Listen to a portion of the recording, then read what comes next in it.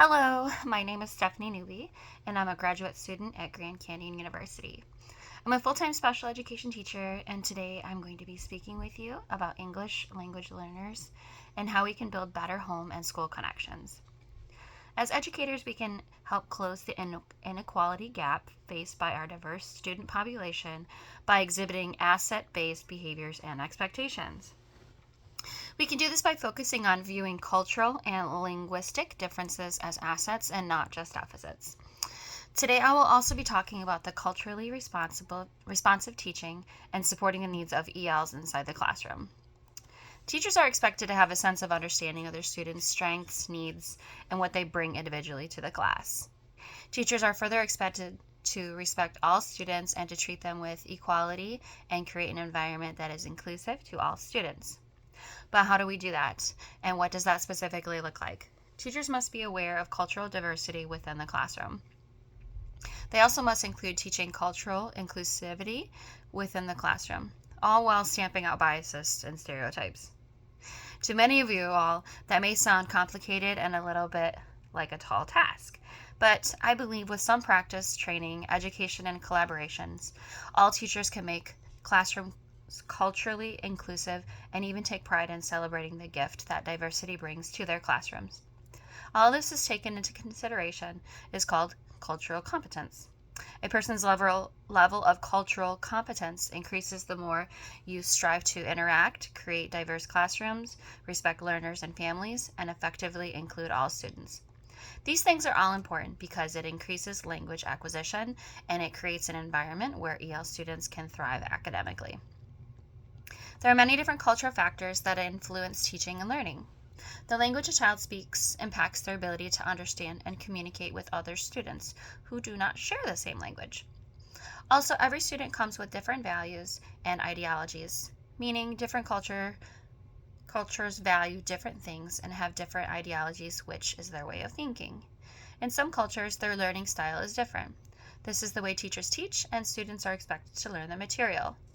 Communication styles may also differ. The way we communicate with each other can differ across cultures. This includes communication between parent to child to parent, child to teacher. They all can be different, and we must be mindful of this delicate factor. If you feel the way you're communicating is offending, always ask. This shows respect for the other person and gives them the opportunity to tell you how they would prefer to communicate. For example, in some cultures, it might be considered impolite to look at each other's eyes when talking, while others expect it and see it as a sign of respect. All these factors influence a child's ability to learn, and vice versa. A teacher comes with their own set of cultural factors that come into play while the teacher is teaching. Teachers must be cognizant of their own beliefs and be careful as to not impose their own beliefs on their students. So why does it even matter that teachers strive to make their classrooms culturally inclusive? I believe firmly that culture significantly enhances a person's understanding of the world that we live in. Teaching students that same concept will enrich their lives and create a sense of belonging and how they fit into our world. Culture also can influence how teachers teach, students learn, interpret, and respond to this information and lessons being taught. It also affects how students interact with peers and teachers. All these things together increase a student's language acquisition and foster a successful learning environment for EL students. So these culturally rich classrooms can influence language acquisition simply because of the environment they're exposed to. The classroom culture can impact how students interact with one another, what they believe to be true, not true about other cultures. Having an inclusive classroom also means that the teacher takes actual steps in order to make EL students and their cultural differences celebrated. Also, teachers need to take steps to ensure academic needs as an EL student are being met. This can be accomplished through different lesson modifications, targeted teaching strategies, accommodations, and even the utilization of different technology devices. A supportive school environment, as described in Reading Rockets, will increase students' confidence and make them feel more comfortable in a class, and it helps build a foundation for positive relationships between the teachers and peers. There are many ways a teacher can support and cultivate cultural diverse classrooms. Teachers can incorporate a multicultural curriculum that teaches the differences between the aspects of the lessons being taught. Teachers should always ask students perspectives and encourage student participation in class discussions. Teachers can specifically create lessons that require students to dive deeper into cultural norms, perspectives, differences, similarities, and so on. The students can all then share it with the rest of their class so that everyone benefits from each person's input to the lesson. These types of inclusive culture activities will help students explore and even address potential biases and stereotypes within the learning materials and class discussions.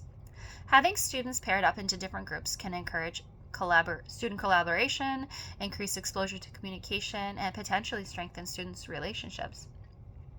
As teachers, we must cultivate all aspects each individual and student brings to the classroom. Students can be encouraged to research individuals within the community, country, or even the world who have brought on a positive change or had a positive impact on inclusion for us all. Now, there's many different strategies teachers can use inside the classroom to incorporate different needs, different strengths, and identities of our students. One is through a teaching method called differentiated instruction. Differentiated instruction, simply put, is teaching the student the same material in a variety of different ways.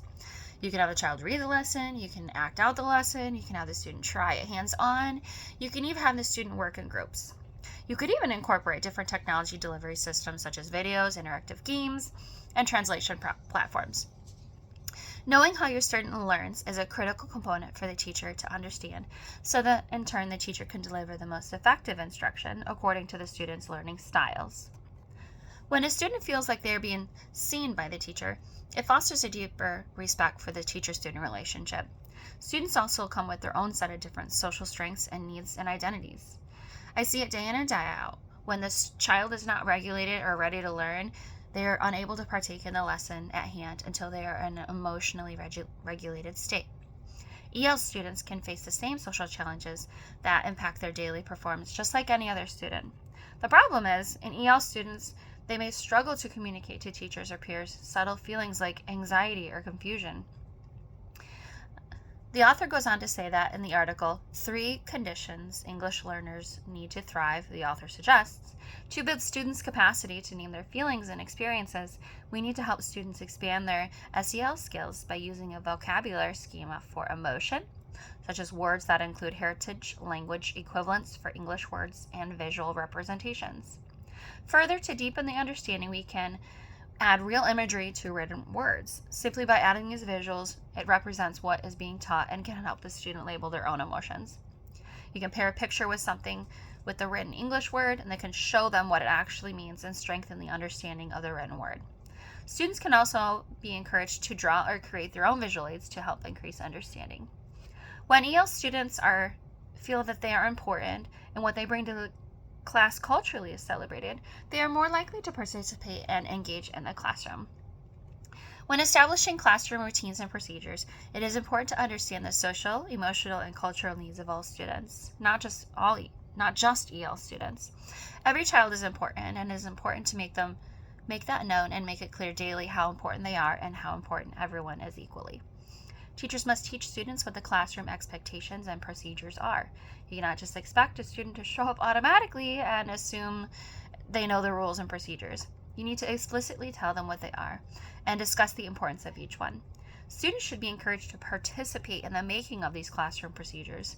The buy-in factor is much stronger when everyone in the class feels like they have played a role in making the classroom a successful and positive learning environment. Students from different cultures will most likely have different learning experiences than all of their non-EL peers. Including ELs in the classroom development will in turn show the other students that not all learning environments are the same. It will also show that the bottom line is no matter where you're learning, we must all respect each other and behave with safety and care. Creating this positive classroom environment will foster a sense of belonging and respect amongst peers, and it will also show the student that they are an important asset to the class. Now I'm going to shift gears a little bit to talk about how families and community members can have an influence on students' language acquisition and educational success. I'm a firm believer that the stronger the village, the greater the chance for the child to have success. Parents can get involved in the classroom by volunteering inside the classroom in activities such as like reading month, or if the school has a specific cultural month, or even when the student's family has a specific holiday or tradition, non-religion of course, that they want to share with the class. When parents volunteer, the benefits are often reciprocal. The parent gets to spend time with the child gets to have a parent there that's they're most familiar with them. It's also a great opportunity for other students to observe how the parent and a child interact with each other. Seeing an adult welcome to the classroom can encourage other students to get more comfortable with someone that they otherwise might not have had exposure to. Another way parents can get involved is by working with students at home on their classwork. Classwork can always be translated into a person's preferred language. The teacher should have open lines of communication with the parent in their preferred language. Parents can speak to their child in their native tongue while showing the words in English. This extra support can dramatically increase the student's fluency and acquisition of English. Another way to increase community involvement is by creating culture clubs. This could be done on a smaller scale inside the school, but opening up the clubs to the members of the community and maybe neighboring schools can also encourage more connection and diversity. EL teachers could also host culture night at school. Teachers and students, parents too, can participate by researching and creating a display about a particular culture that is represented at the school. When parents come to the event, they'd be exposed to many different cultures because of the students' work that was put in. This event can encourage students to participate in intercultural dialogue with peers and their parents, with the hopes that it strengthens the relationship within the school community. It is important to build good relationships with EL families. That way, families feel welcome and celebrated within the school community. EL students are an incredible asset to the school community, and as educators, we should be excited and motivated to make them feel not only welcome, but celebrated. Thank you for listening to my video about English language learners and how we can build better home and school connections. It is my hope that together we can close the inequality gap faced by our diverse student population by exhibiting this asset-based behaviors and expectations. Thank you.